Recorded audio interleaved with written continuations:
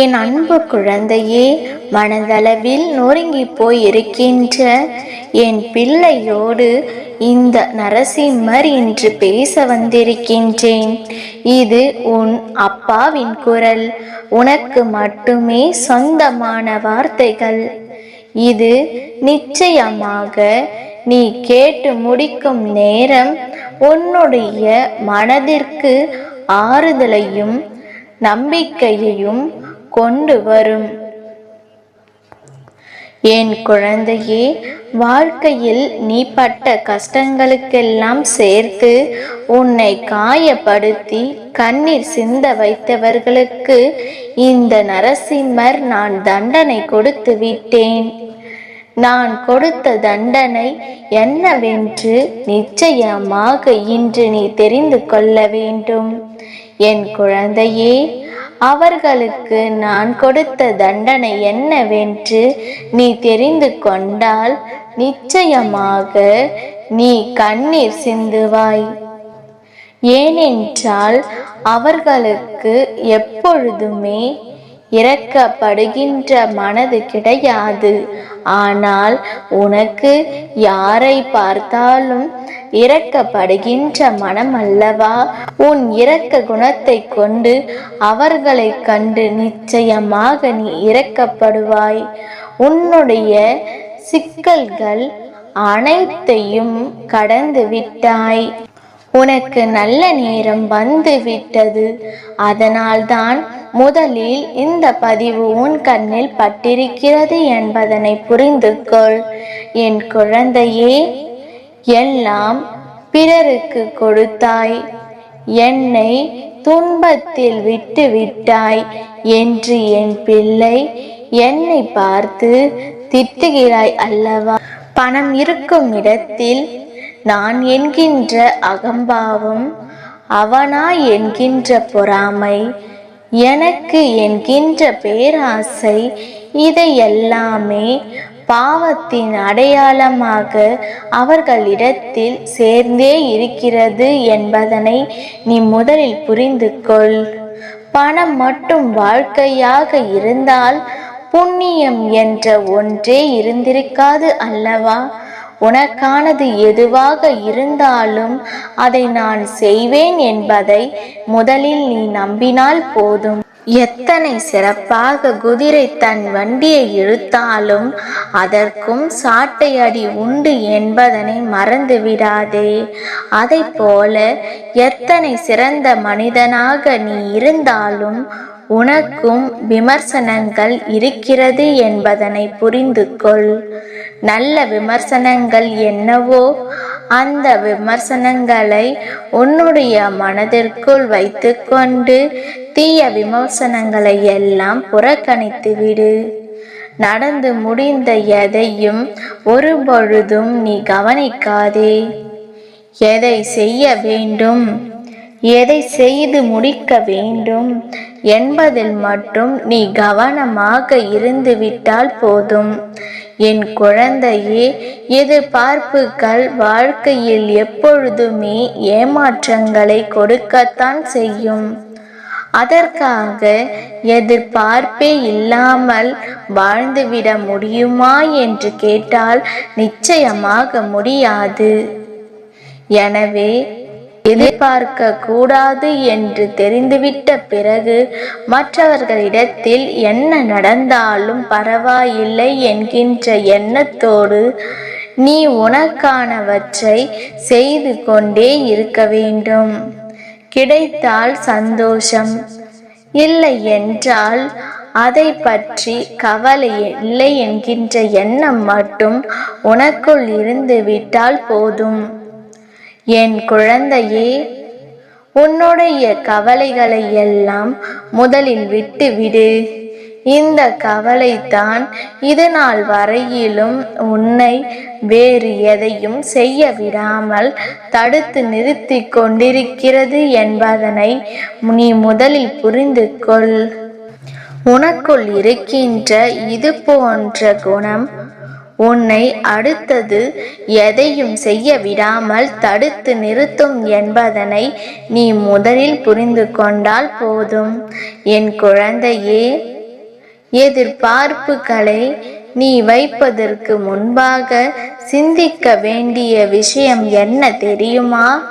நாம் சரியான இடத்தில் கேட்டிருந்தால் நிச்சயமாக உனக்கான எதிர்பார்ப்புகள் பூர்த்தியாகி இருக்கத்தானே செய்யும்.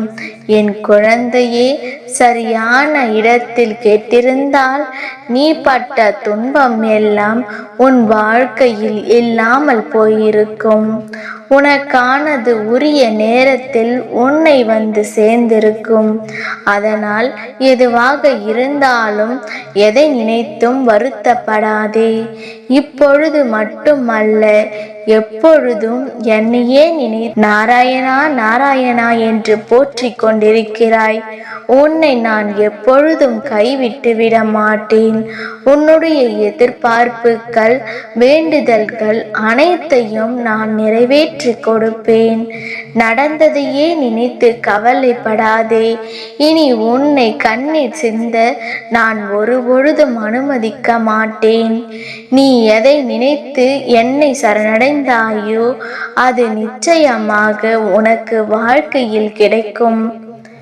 என் குழந்தை, 1000 பேர் உன்னை ஏமாற்ற திட்டம் போட்டாலும் அதை முறியடித்து உன்னை வாழ வைக்க உன் அப்பா நரசிம்மர் நான் வருவேன் என்பது உன் நினைவில் இருக்கட்டும்.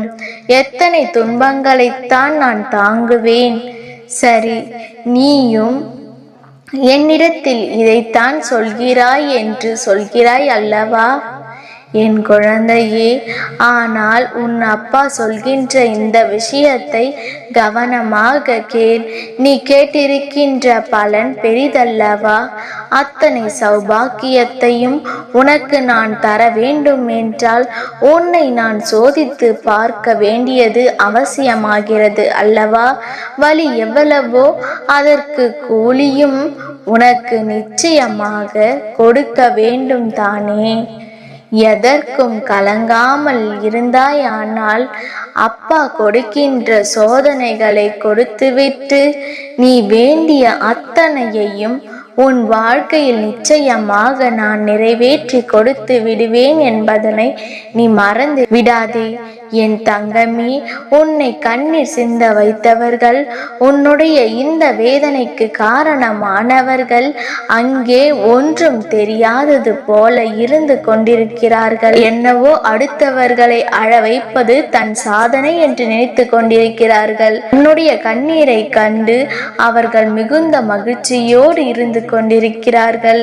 தான் மற்றவர்களின் வாழ்க்கையில் எந்த அளவிற்கு துன்பங்களை கொடுத்திருக்கிறோம் என்பது கூட தெரியாமல், அடுத்தவர்களுக்கு நாம் எந்த அளவிற்கு சோதனைகளை கொடுத்திருக்கிறோம் என்பது புரியாமல் தான் செய்வது மட்டும்தான் சரி என்று நினைத்து அவர்கள் செய்து கொண்டிருக்கின்றார்கள். இதனால் மற்றவர்களுக்கு என்ன பின் விளைவுகள் வந்தது என்பது பற்றிய கவலைகள் எல்லாம் அவர்களுக்கு இல்லை. யார் யார் என்ன நினைத்தார்கள், யார் யார் எப்படியெல்லாம் யோசிக்கிறார்கள், யாருக்கு இதனால் எந்த கஷ்டம் என்பதை பற்றியெல்லாம் இவர்களுக்கு துன்பம் இல்லை. என் பிள்ளையே, அதை பற்றி அவர்களுக்கு தேவையும் இல்லை என்று நினைத்து விட்டார்கள் அல்லவா? ஆனால் உன்னுடைய கண்ணீரை கண்ட உன் அப்பா அதனை விட்டு விடுவேனா? என் குழந்தையே, உன்னுடைய கண்ணீர்கள் ஒவ்வொன்றும் இந்த அப்பாவினுடைய கரத்தில் அல்லவா படுகின்றது. நான் உன்னை நிச்சயமாக இதிலிருந்து காப்பாற்றாமல் விட்டு விடுவேனா? இது போன்ற சூழ்நிலைகளை உனக்கு உருவாக்கி கொடுத்தவர்களை நான் இப்பொழுதும் விட்டுவிட்டேன் என்றால் இவர்கள் மேலும் மேலும் உனக்கு சோதனைகளை கொடுக்கத்தான் நினைப்பார்கள். என் குழந்தையே, எப்பொழுதுமே மனதிற்கு ஆறுதலை உனக்கு கொண்டு வந்திருக்கின்ற இந்த அப்பா இன்று உன் வாழ்க்கையில் உனக்கான நல்ல முடிவினை கொண்டு வந்திருக்கின்றேன். உன்னை கண்ணீர் சிந்த வைத்தவர்களுக்கு நான் கொடுத்த தண்டனை என்னவென்று நீ தெரிந்து கொண்டால் நிச்சயமாக நீ இறக்கப்படத்தான் செய்வாய். இது போன்று நாம் செய்திருக்க கூடாது. இவர்களின் மீது நாம் நிச்சயமாக நம் அப்பாவிடம் சொல்லிருக்க கூடாது என்று நினைத்து நீ நிச்சயமாக இறக்கப்படுவாய். ஆனால் அது தவறு. என் பிள்ளையே, இவர்கள் செய்த தவறை எப்பொழுதாவது என்னிடத்தில் சுட்டிவிட்டேன் என்று மகிழ்ச்சியாக இரு. ஏனென்றால் இவர்களினால் மேலும் மேலும் உனக்கான அதிகமான துன்பங்கள் தான் வந்திருக்கும், அதிகமான சோதனைகள் தான் வந்திருக்கும். அதனை புரிந்து கொண்டு இந்த வாழ்க்கையில் உனக்கு நடக்கின்ற எல்லா விஷயங்களுக்கும் காரணமாக இருக்கின்ற இவர்களை என்னவென்று அப்பா கேட்கட்டும் என்று நீ ஒதுங்கி நின்று வேடிக்கை பார்க்க வேண்டுமே தவிர ஒருபொழுதும் இவர்களுக்கு இரக்கப்படாதே. இவர்கள் செய்த பாவங்கள் ஒன்றல்ல இரண்டல்ல. உன்னை கண்ணீர் சிந்த வேடிக்கை பார்த்து கொண்டிருக்கின்ற இவர்களுக்கு என்ன தண்டனை கொடுத்தேன் என்று நீ இன்று தெரிந்து கொள்ள போகின்றாய். என் குழந்தையே, பொதுவாகவே தெய்வம் தன் பிள்ளைகளிடம் எதிர்பார்ப்பது உண்மையும் நேர்மையும் தான். அதுவே இங்கு இல்லை எனும் பொழுது இவர்களுக்கு இனி என்னிடத்தில் இருந்து என்ன கிடைக்கப் போகின்றது? உனக்கு துன்பங்களை கொடுத்தவர்கள், உனக்கு துரோகங்களை செய்தவர்களை என்னை தேடி வரத்தான் செய்கின்றார்கள். இந்த அப்பாவின் முன்னால் நின்று உனக்கான வேண்டுதல்களைத்தான் செய்கின்றார்கள். ஆனால் உன் அப்பா இதையெல்லாம் கண்டு கொள்ளவில்லை. நான் இதை கண்டுகொள்ளாமல் இருப்பதற்கு காரணம் என்ன? இவர்களிடத்தில் உண்மை இல்லை என்பது தான். இவர்கள் செய்கின்ற ஒவ்வொரு தவறுகளையும் கண்டு இந்த அப்பாவிற்கு மனதில் அத்தனை கோபம்.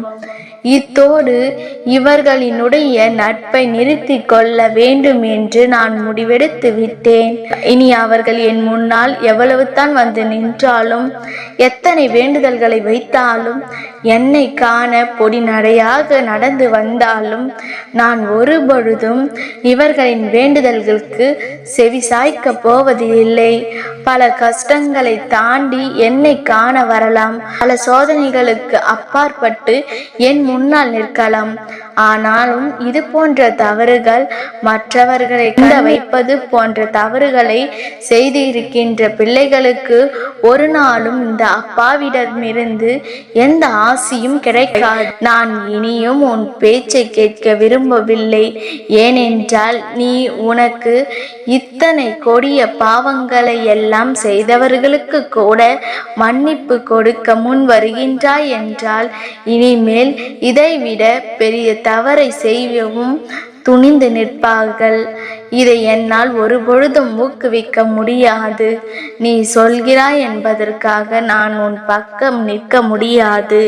இந்த நேரத்தில் இந்த அப்பா கொடுத்த தண்டனை சரியானது என்பதை புரிந்து கொண்டு அதனை நீ உணர்ந்து நடக்க பழகு. நடப்பது எல்லாம் நன்மைக்குத்தான். அப்பா இருந்தால் உன் வாழ்க்கையில் இனி ஒருபொழுதும் தொல்லைகள் இல்லை. என்றும் உனக்கு துணை இருப்பேன். நிச்சயம் நல்லதே நடத்தி கொடுப்பேன். நல்லதே நடக்கும்.